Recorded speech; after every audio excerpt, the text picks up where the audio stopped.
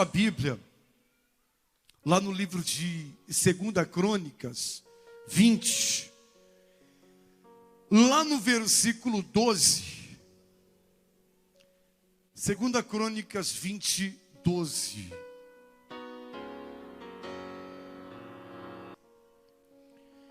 A oração, aqui fala sobre a oração de Josafá.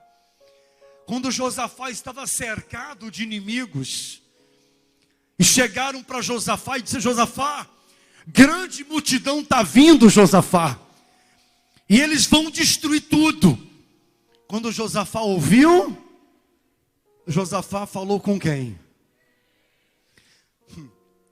Aqui no versículo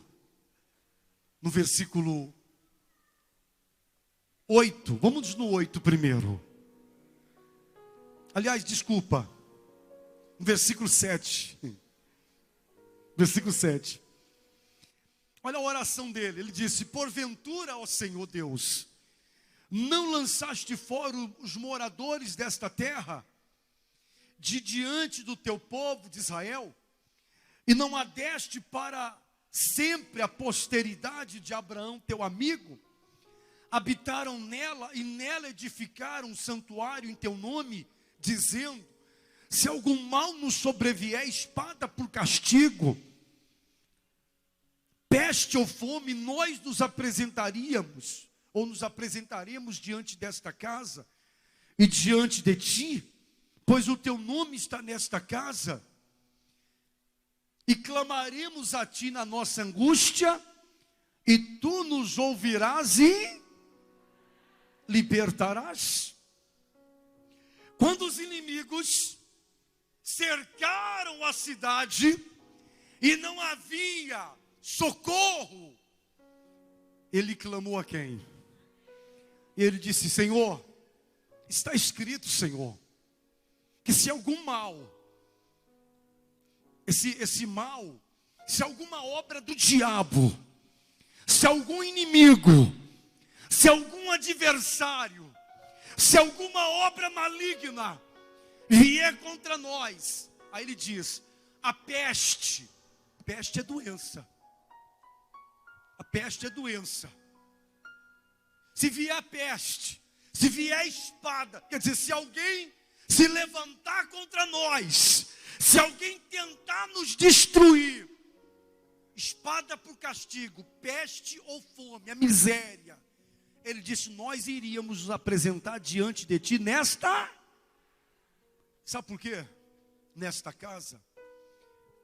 Porque essa casa não é qualquer casa, não é qualquer, é a casa onde tem o Deus vivo. Não é porque até o nome da igreja, não é por causa do nome da igreja que Deus está ali. Deus só está na casa que busca Ele com sinceridade e com verdade. Você entende, sim ou não? Não é qualquer casa que Deus está. Deus só está na casa que chama por Ele, que busca de todo o coração. Então o povo e Josafá sabia disso. Ele sabia que aquela casa, Deus estava ali. Ele sabia. E ele foi lá naquela casa e clamou a Deus. Não adianta clamar a Deus em qualquer casa, tem que ir na casa onde Deus está. Pergunto para vocês: se acredita que Deus está aqui? Quem acredita nele? Você acredita mesmo? Então você pode clamar, porque Deus vai te livrar dessa espada, Deus vai te livrar dessa peste, Deus vai te livrar dessa miséria, Deus vai te livrar de toda obra de Satanás. Ele vai te livrar. Graças a Deus. O Josafá, ele tinha essa certeza. Então ele correu para a casa de Deus e fez a sua oração. Aí Deus mandou a resposta para ele, porque a oração dele foi a seguinte: É como se ele dissesse para Deus: Deus, eu não posso lutar contra os meus inimigos, porque eles são mais poderosos do que eu. Mas o Senhor pode me ajudar. Graças a Deus. Aí Deus disse assim, ó, lá no versículo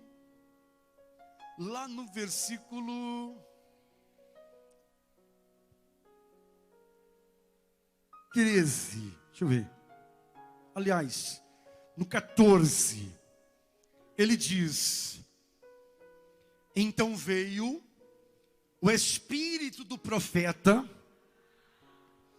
o espírito do bispo. Então veio o espírito do Senhor. Quem foi que apareceu? Quem desceu naquele lugar? Ei, quem é que está aqui? É o Deus vivo que está aqui. Ele está aqui nesse lugar. Aí ele diz, ó: então veio o Espírito do Senhor no meio da congregação, quer dizer, da igreja, sobre Jaziel, filho de Zacarias, filho de Benaia, filho de Jeiel, filho de Matanias, levita, dos filhos de Asaf. E disse, olha o que ele disse, dai. O que nós temos que fazer? Por quê? Porque tem muita gente que não dá ouvido. Esse não dá ouvido são as pessoas que são desobedientes. É como, por exemplo, eu fiquei chateado no começo porque as pessoas, eu peço, não converse, e as pessoas conversam mais alto. Isso é não dar ouvido. E isso aí é triste. Quando você fala com alguém e é como se a pessoa fechasse. Já imaginou a senhora conversando com o filho e seu filho botar a mão no ouvido? A senhora ia ficar feliz? É o seu filho dizendo: não quero te ouvir, mamãe. Não quero te ouvir. Meu filho não quer me ouvir? Será que eu estou falando alguma coisa para prejudicar meu filho? Claro que não. A mamãe e o papai jamais vai querer prejudicar o filho. Se a mamãe está falando, é porque a mamãe quer que o filho ouça, para que ele faça o que ela está falando, porque vai ser para o próprio bem dele. Ou não é verdade? Então o que a gente fala não é para o mal de vocês, é para o seu próprio. Então a primeira coisa ele disse: dai ouvidos. Esse é o segredo. É você dar ouvido à palavra de Deus. Quando você dá ouvido, meu irmão, a sua vida, ela vai progredir, você vai para frente. Não tem demônio, não tem trevas, não tem maldição, não tem feitiço, não tem feiticeiro, não tem tala, não tem inveja, não tem adversário gigante. Tudo vai cair por terra diante de você. Vai cair por terra diante da sua vida. Graças a Deus. Aí continuando ele diz, ó. Continuando ele diz. E disse: dai ouvidos todo Judá, e vós moradores de Jerusalém, dai ouvidos Luanda, dai ouvidos Angola, África e o mundo. Ele diz, ó. E ele disse: e tu, ó rei Josafá, ao que vos diz o Senhor. Quem é que está falando? É Deus. O que ele diz aí? Não temais, nem vos assusteis, por causa dessa grande multidão, pois a peleja não é vossa, mas de Deus. É como se ele dissesse, e foi o que ele disse. E foi o que ele disse. Quando a gente dá ouvido, a palavra dele, ele disse: dai ouvidos, vós moradores de Judá, e vós de Jerusalém, ao que vos diz o Senhor. E ele disse: vós, rei Josafá, ao que vos diz o... não temais, nem vos assusteis diante dessa grande multidão, ou diante do problema que você enfrenta. Não tenha medo, pois essa batalha, essa guerra, essa luta não é vossa, mas é Deus que entra na batalha. Tem uma música que diz: Deus vai na frente. Não tem uma música assim? Que Deus vai na frente? Deus vai na frente, abrindo o caminho, quebrando as correntes, tirando os espinhos, ordena os anjos para contigo lutar. Ele abre as portas para ninguém vai fechar. Ele trabalha para quem nele confia, caminha contigo de noite e de dia. Erga sua mão, sua bênção chegou, e comece a cantar com muito louvor, com muito louvor, com muito louvor, com muito louvor. Deus, Ele vai na frente, meu irmão. Ele só quer que confiemos nele. Graças a Deus. Confie em Deus, não temais, nem vos assustei. Essa batalha, essa luta, esse inimigo, essa situação que você está vivendo não é sua, é de Deus. Quando você coloca na mão dele. Josafá, ele era um grande rei. Ele poderia dizer: eu vou vencer com a força do meu. Só que ele disse: não, quem vai lutar por mim, vencer sozinho. Eu vou vencer porque Deus é comigo. Eu vou ser feliz porque Deus, a porta vai se abrir porque Deus, a minha casa será abençoada porque Deus. Fica de pé, por gentileza.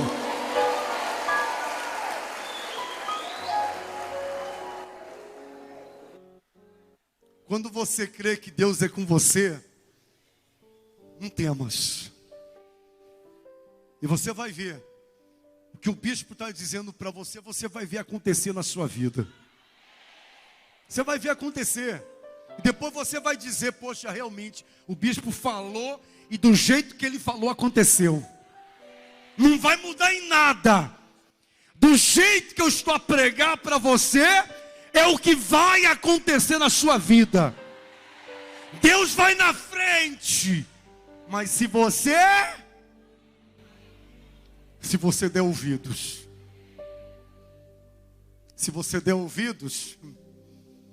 o diabo treme diante de você. Ele corre de diante de você, porque ele sabe que você não está sozinho nessa batalha.